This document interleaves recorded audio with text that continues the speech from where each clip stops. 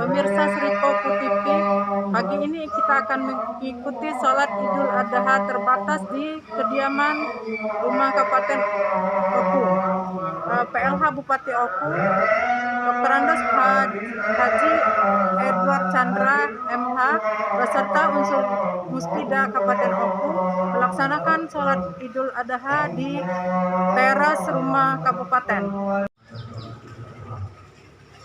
Ya,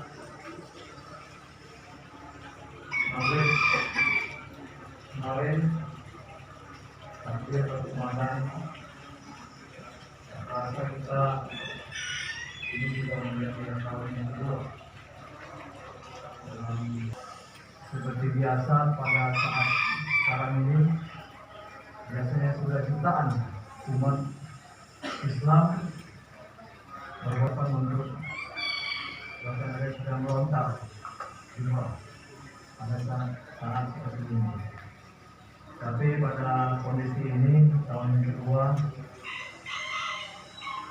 jutaan umat Islam di negara kita termasuk di Kabupaten Kota.